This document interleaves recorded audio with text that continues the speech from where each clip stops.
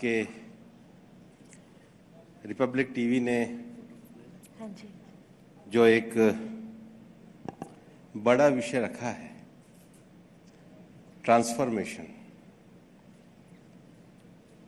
और ट्रांसफॉर्मेशन का अर्थ केवल बाहरी ट्रांसफॉर्मेशन नहीं है, क्योंकि किसी का भी जब ट्रांसफॉर्मेशन की बात हम करते हैं तो बाहरी होगा तो केवल कॉस्मेटिक होगा। ट्रांसफॉर्मेशन का अर्थ है कि हम केवल दिखावे के लिए ट्रांसफॉर्म नहीं हुए, हम अपने अंदर से, अपने विचारों से और अपने संकल्प से ट्रांसफॉर्म हुए हैं। और कुछ दिनों पहले मैं एक आर्टिकल पढ़ रहा था, देश के प्रमुख डेली में वो आर्टिकल था, पॉपुलर जो कॉलम लिखते हैं उनका आर्टिकल था, और उन्होंने अपने आर्टिकल में लिखा था कि हिंदुस्तान में लंबे समय तक पावर्टी को लेकर, गरीबी को लेकर, बेचारगी को लेकर जो वातावरण बना था, पिछले 9 सालों में संकल्प के साथ हम कर सकते हैं, हम बन सकते हैं और हम लक्ष्य को प्राप्त कर सकते हैं। ये सबसे बड़ा ट्रांसफॉर्मेशन है। और इसलिए भारत में अगर ट्रांसफॉर्मेशन की बात हम करेंगे तो 9 सालों में 2 विषयों में सरकार ने बड़ा ट्रांसफॉर्म किया है, लास्ट माइल डिलीवरी और टारगेटेड डिलीवरी। प्रधानमंत्री जी अगर 2014 में संसद में पहली बार प्रवेश करते हैं और अगर संसद को संबोधित करते हुए कहते हैं कि मेरी सरकार गरीबों के कल्याण के लिए समर्पित सरकार है, और उसके बाद अगर 15 अगस्त पे वो ये भाषण देते हैं कि हम देश के हर गांव में बिजली पहुंचाएंगे, तो 2014 से 2019 में जब दोबारा मैंडेट लेने के लिए जाते हैं तो हर गांव में बिजली पहुंचती है, 25 करोड़ से ज्यादा जनधन अकाउंट खुलते हैं, 10 करोड़ उज्ज्वला के अकाउंट खुलते हैं, और नीचे तक ट्रांसफॉर्मेशन नहीं, लास्ट माइल डिलीवरी और टारगेटेड डिलीवरी के लक्ष्य को प्राप्त किया जाता है। दुनिया की सबसे बड़ी महामारी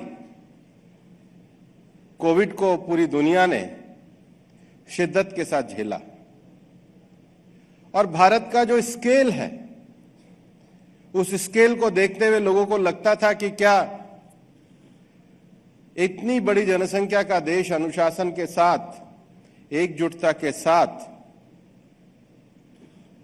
इस महामारी से बच सकेगा। लेकिन हमको पता है, हमने वैक्सीनेशन को डेवलप भी किया, भारत में बनाया भी, और टारगेटेड टाइम में देश के हर व्यक्ति को कोरोना का वैक्सीनेशन किया। यह है लास्ट माइल डिलीवरी और टारगेटेड डिलीवरी। और इसलिए सरकार संकल्प के साथ खड़ी हुई। कोविड में हम लोगों ने देखा कि इस देश में माइग्रेंट वर्कर और उनकी व्यवस्था को हमने देखा, और सरकार ने संकल्प लिया कि अब हम देश के हर माइग्रेंट वर्कर का पूरा रजिस्ट्रेशन करेंगे,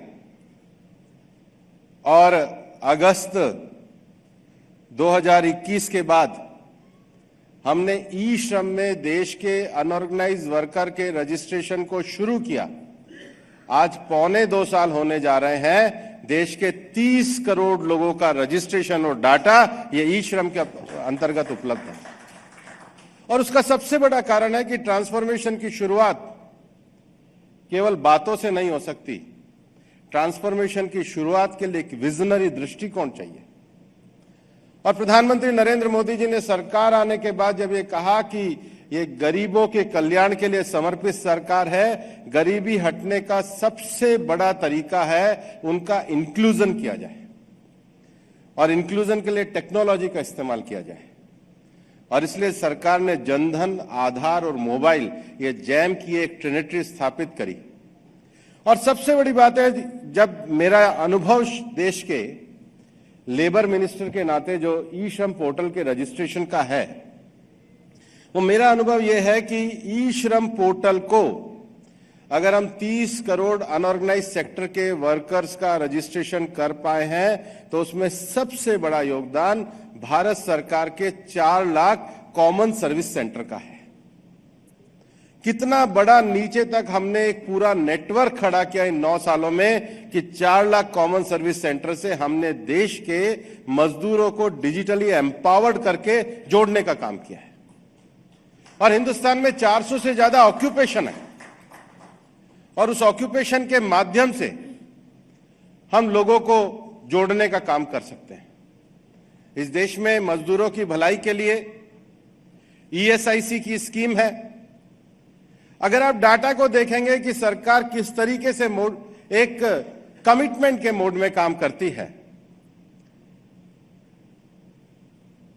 देश में जब से ईएसआईसी की स्कीम शुरू हुई तब से लेकर 2014 तक ईएसआईसी के 20,000 बेड की कैपेसिटी थी।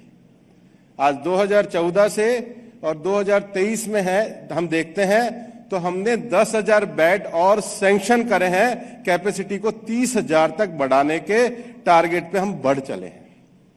जो काम हमने 20,000 बेड 70 सालों में किया, उसका 50% कैपेसिटी को बढ़ाने के लिए सारी सैंक्शन देने का काम ये पिछले 9 साल में किया है।